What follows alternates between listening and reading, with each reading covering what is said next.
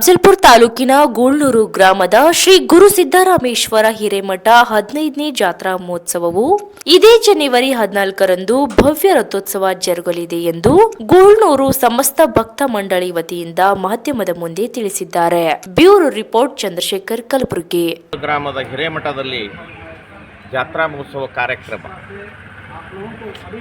ದಿನಾಂಕ 4ರಂದು ಪ್ರಾರಂಭವಾದ ಶಿವದರ್ಶನ ಶರಣ ದರ್ಶನ ಪ್ರವಚನವನ್ನು ಪ್ರಾರಂಭವಾಗಿದೆ.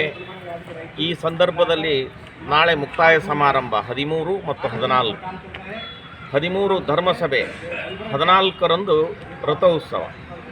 ಈ ಸಣ್ಣ ಗ್ರಾಮ 500 ವರ್ಷ ಇತಿಹಾಸವುಳ್ಳ ಮಠ. ಅದು ನೀರು ಬಂದು ಇಡೀ ಊರೇ ಮುಳುಗಡೆ ಆಯಿತು. ಹೊಸ ಮಠ ನಿರ್ಮಾಣವಾಯಿತು. ಮಲ್ಲಿಕಾರ್ಜುನ್ ಖರ್ಗೆ ಅವರು, ಧರ್ಮಸಿಂಗ್ ಅವರು, ಕಮರುಲ್ ಇಸ್ಲಾಂ ಅವರು ಹಾಗೂ ಎಂ.ಐ. ಪಾಟೀಲ್ರು, ಹೀಗೆ ಹಲವಾರು ಮಂದಿ 14 ವರ್ಷಗಳ ಹಿಂದೆ ಉದ್ಘಾಟನೆ ಮಾಡಿದರು. ಈಗ 14 ವರ್ಷವನ್ನು ಗತವೈಭವ ಮತ್ತೆ ಪ್ರಾರಂಭವಾಗಿದೆ.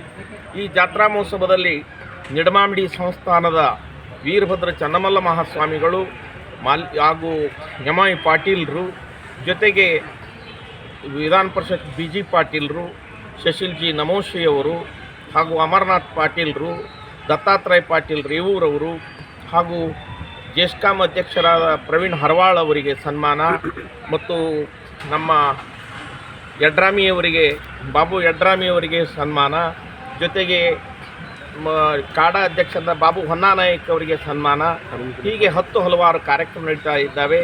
ಈ ಕಾರ್ಯಕ್ರಮದಲ್ಲಿ ಎಲ್ಲ ಸಹಸ್ರ ಜನಸಂಖ್ಯೆ ಬಂದು ಪಾಲ್ಗೊಳ್ಳಬೇಕಾಗಿ ವಿನಂತಿಪೂರ್ವಕವಾಗಿ ಎಲ್ಲರಲ್ಲಿ ಮನವಿ ಮಾಡ್ತಾ ಇದ್ದಾರೆ.